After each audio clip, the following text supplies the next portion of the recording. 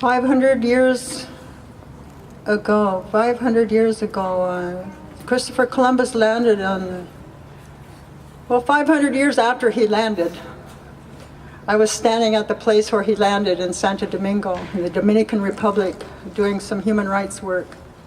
And the people showed me exactly where he landed, and there was a tree, a little tree like this, that marked the spot. And there was no decorations on it at all. And I thought that was wonderful. And I thought about my relatives, the Arawak people, who they proclaim to be extinct, but they're not. They say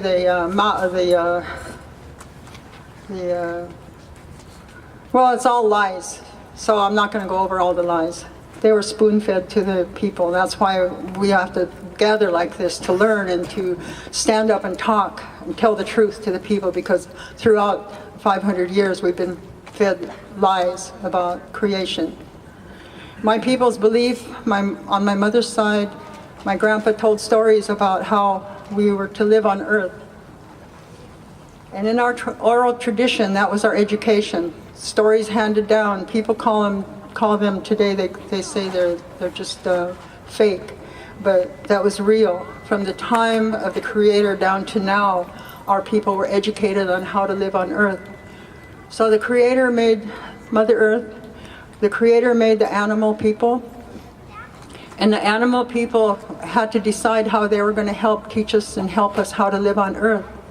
And so they had their little meetings and assemblies and everything, and little arguments and whatever. It was like they were waiting for a baby to be born. They wanted to help. They wanted the best job to help the humans when they came. And so of all of them, Coyote, Sinclip, became the main teacher of when we were born. There were stories that my grandpa told about Sinclip. He was a trickster. He did things to show you what not to do on earth, because he showed you the consequences, and sometimes they were very severe. But he also showed you how to be good. He taught us how to live. The other animals taught us what to eat, how to build our homes, and how to honor the creators. So even today, the animal people are still trying to help us in spite of their torture. They're being abused.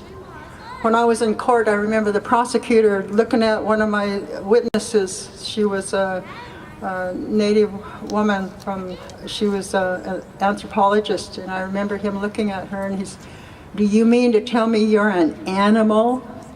And she just sat there really proud. She was Sioux. She said, "No, I'm a Homo sapien." You know, he tried to put her down, and that's what it is. You know, people try to put animals down as if they're better than animals.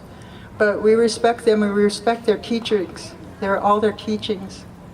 And so what the Sinclip told my people was, you'd never take any more than you need, because there's going to be more people coming who are going to be hungry. You don't go and fish and take all the salmon, because there's going to be more people coming. They'll need it. And so that was a basic rule. And at the time I heard this when I was little, I thought it just meant the salmon and the people coming to Kettle Falls area where our main fishing grounds were. But it meant the whole world and the whole creation, the generations coming. And so that should be the law of the land, where we only take what we need. And so that's what we're trying to teach. And in my small way, that's what I try to teach. I try to teach the little kids, to share their food, their candy. Don't be stingy, think of others. If you have something, share it. Just basic rules. So after I completed my sentence, I didn't go to prison, but I completed my probationary sentence. I became involved, during my trial is when I became involved with people of the American Indian movement. And I see one of them sitting up there now, my good friend Jimbo Simmons. Hi, Jimbo. Woo. Oh man, I'm glad to see him. He grew up in the movement. Took care of me, took care of everybody. He still takes care of everybody. So anyway, I learned that I wasn't alone in my feelings of resistance on my own reservation. When I met the American Indian movement, it was like I found a family. And so it was natural for me to take up the struggle.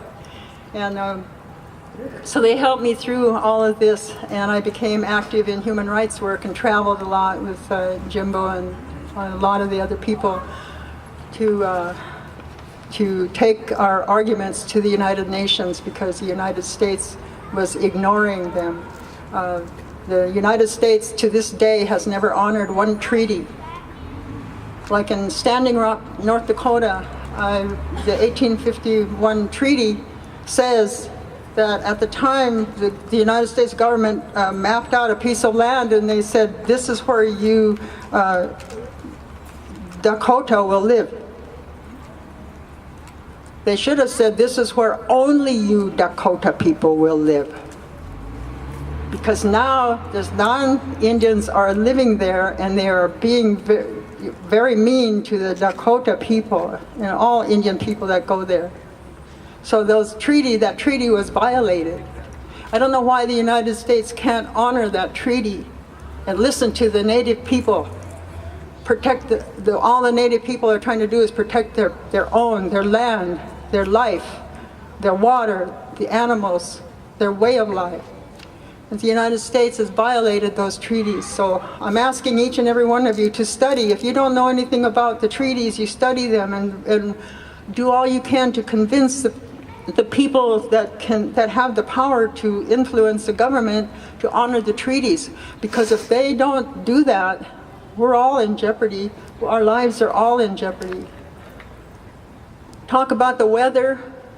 The weather changes. People curse the weather sometime, and that's not good. That's not right. We were taught to follow the seasons, to gather our food accordingly, not to condemn the weather. Things might be looking bleak right now, but to me, I'm used to waiting for good things to happen. I'm very positive. I'm positive because there's so many people coming today to learn, to help. A lot of you are already helping. I thank you for that. There's a lot of things to be done. We have to convince our government to back off, you know. I don't want to tear them down. I just want to say I'm proud to be Indigenous. I'm proud to be Sinixt. I'm proud to be Indian. I'm proud to be a human being. I'm proud to be a woman. I'm proud to stand here and ask for help. I'm not ashamed to ask for help. I stand here as a sister to my brother and friend Leonard Peltier. I'm on the board of directors of his International Defense Committee. I will talk more about him. I'll be displaying my artwork. I have some pictures of my own and a picture that he drew. I'll be talking more about him later, but he's just one example of how the government can mistreat people. He's totally innocent. And I said before, I don't want to hear anybody judging Leonard. He's had enough judges. He's been there over 44 years. My case and his case were parallel throughout the years. The only thing different was he was incarcerated the whole time. I was able to be out on my own recognizance and work in my own defense. And even so, while he's in prison, he's still working in his own defense. He's working very hard. He wants to get out and be with his family. It was all a setup. The whole thing was a setup. They were just trying to dismantle AIM, because AIM was too powerful. AIM was too much of a threat to the government's game plan. And that's the only reason he's incarcerated, because he's Native.